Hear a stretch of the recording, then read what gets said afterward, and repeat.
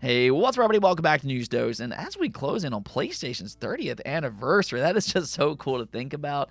But yeah, a lot of information is starting to flow in. There's already been rumors of an imminent showcase. Sony seemingly is teasing something, or, at the very least, some possible announcements for December 3rd. And if any of that turns out to be true, well, interestingly, we may have gotten an early glimpse of one possible reveal, and this is one that fans have been begging for. However, on the other side of things, some fans are accusing Sony of lying, and this is kind of a weird situation. So I'll get into all of that as well and just kind of give you my thoughts about some of the outrage that we've been seeing online. Let's just go and get right into things, though, starting off with Nintendo and a surprise closure.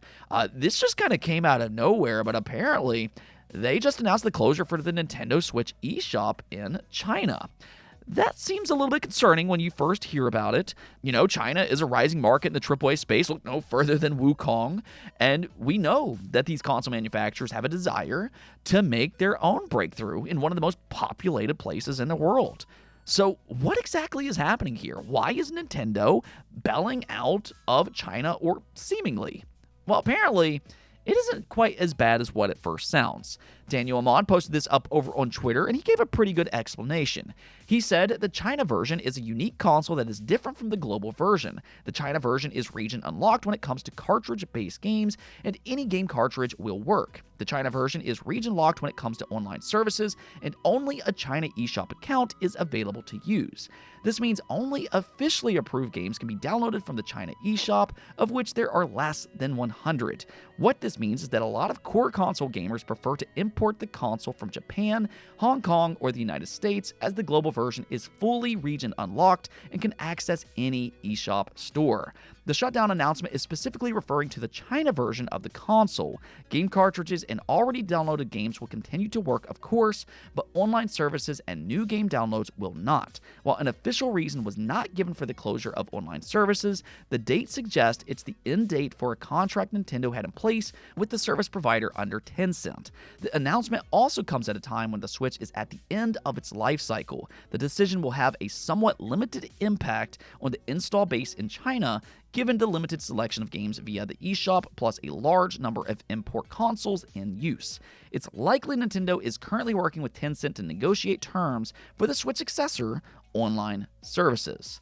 So I think with what he said in mind here, this decision starts to make a lot more sense. If customers in China are opting out for imports anyways, this just kind of makes their eShop contract maybe a little bit less of a priority. Though they are still likely working on a fix for the Switch successor when more customers will start to pick up a new Nintendo console once again. Oh, and Fantasian Neo Dimension will be out next week on December 5th. This is a game that I'm actually very excited about personally. I pre-ordered a physical Switch copy as soon as it went live. And, the reason that this is just so exciting is because this marks the return of Hironobu Sakaguchi on mainstream consoles for the first time since 2011. And if you're unaware of who he is, Hironobu Sakaguchi is known as the father of Final Fantasy. He's an absolute legend that's worked on some of the best games ever made, hands down, including the classic Final Fantasy games 1 through 11. He was a major part of Chrono Trigger, and then even as he transitioned away from Square Enix, he still brought us masterpieces like Lost Odyssey. So, to me, I think it's just so amazing to see him return to core gamers for the first time in over a decade. And even though Fantasian released on Apple Arcade previously, Neo Dimension does come with some improvements like voice acting and difficulty options as two such examples. Well, Neo Dimension also just got its first review by Famitsu, and overall, so far, it looks like it's gotten off to a fairly good start. They gave it a 34 out of 40 with an 8, an 8, a 9, and a 9 overall score. I mean, Famitsu isn't necessarily the be-all, end-all review or anything like that, but I think when you combine this information with what we already know about the Apple Arcade version, it really just kind of looks like we're in for a good time when it releases next week again on December 5th. Now, we also got a huge update to talk about for Baldur's Gate 3.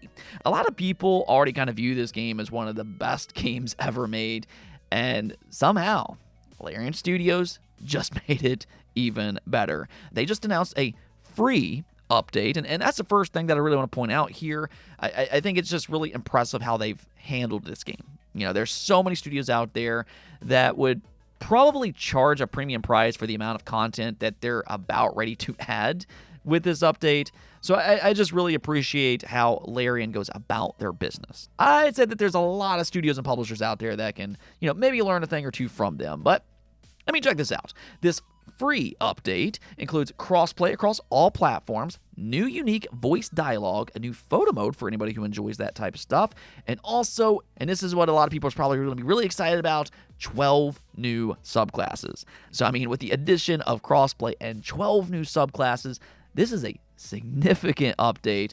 And while they didn't give us an exact release date, we do know that it's set for sometime in 2025. So we'll keep an eye out for a more official release schedule. I'll let you know as soon as we hear more. But in the meantime, according to a new report, it's estimated they have sold 15 million copies, which that's incredible to think about. The thing about this game is that when it first released, Larian Studios was not expecting a large launch. And yet here we are, and it's one of the most renowned and just one of the most successful games of the past few years. Even more so is that Baldur's Gate 3 kind of goes against this idea that turn-based games can't sell. Again, hopefully other publishers can kind of take note. Just saying. Okay, so let's go and get into this PlayStation news, though, because there's actually two different things happening with this, and both of which are connected to their 30th anniversary.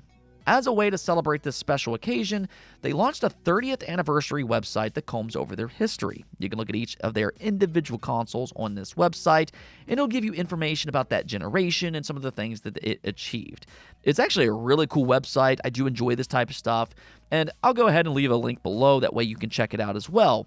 But there's one specific detail that seems to be drawing a lot of attention online, and really just a lot of scrutiny from what I've seen. So what's happening here is that Sony confirmed that the PlayStation 2 sold 160 million units, which is a 5 million boost compared to their last update, which was in early 2012. Now, keep in mind that the PS2 wasn't discontinued until the end of 2013.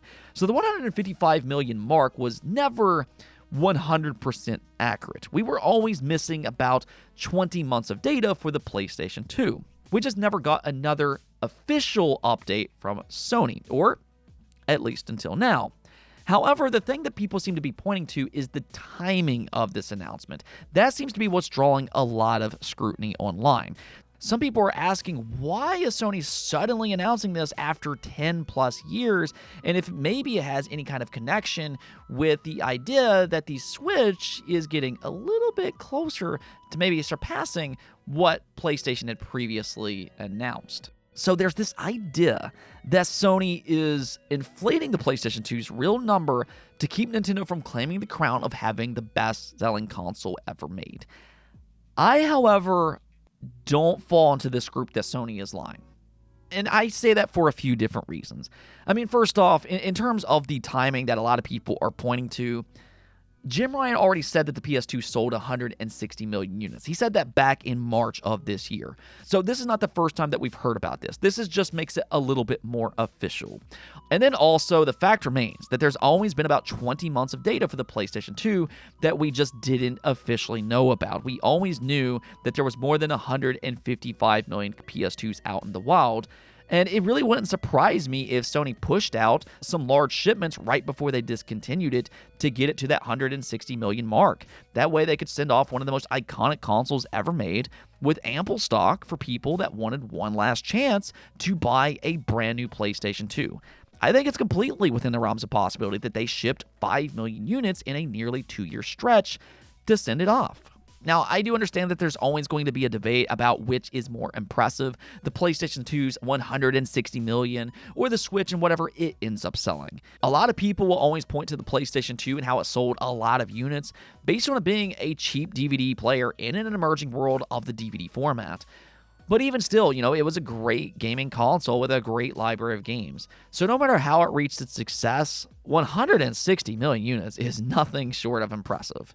And as far as the Switch goes, I'm also convinced that it still has a lot of life left in it. I don't think Nintendo will simply discontinue it when its successor eventually launches. On the contrary, they could simply just slash its prices, and that alone could push several million more units. So who knows where the Switch will end up when all's said and done, but This idea that Sony's lying about the PS2, I don't know about that. Unless there's some kind of proof that says otherwise, I just don't see a reason to accuse Sony of lying. Now, if somebody comes up with some kind of evidence, well then, we can kind of circle back to this topic. But until then, the PS2 is officially listed at 160 million units sold, and nothing will change that. Now, as for PlayStation's 30th anniversary, there are some rumors circulating that they might have some exciting announcements planned as some kind of celebration. Now, some people believe that there will be a showcase on December 3rd, and Sony seemingly has hinted at something for that date. We'll see what happens with all that, but we have yet another rumor that kind of leans into this idea. Interestingly, Bloodborne will be undergoing maintenance on the exact same day. You can see this message when you first boot into Bloodborne, and I mean, you have to admit that this certainly comes off as a little bit ironic. I mean, what's the chances that they would be doing maintenance on the exact same day as PlayStation's 30th anniversary? So, of course, this has sparked a lot of speculation online that Sony is finally going to give us either an update to Bloodborne with a 60 frames per second patch, or it'll instead get an official remaster. Hey, that would be even better. But to be fair here, this could also just be some kind of coincidence. This isn't exactly the first time that us Bloodborne fans have gotten burned off of just pure hopium. But that's exactly it. I am a fan of Bloodborne. And I have to admit that, yes, I do have some hopium right now as well. At the end of the day, this could be nothing. But I really do hope that Sony has some kind of plans for next week, even if it's not Bloodborne related. I'd like to see them celebrate in a big way. 30 years, that is a big milestone. So hopefully we'll get some kind of announcement here sometime soon. But I guess we'll just kind of see what happens. But let me know what you all think about all this. Do you think Sony is about ready to finally give us Bloodborne fans exactly what we've been asking for? Or do you think this is simply just a coincidence and nothing else? Anyways, though, that's going to be it for this episode. But until next time, happy Thanksgiving. Be safe out there, everybody. And peace out.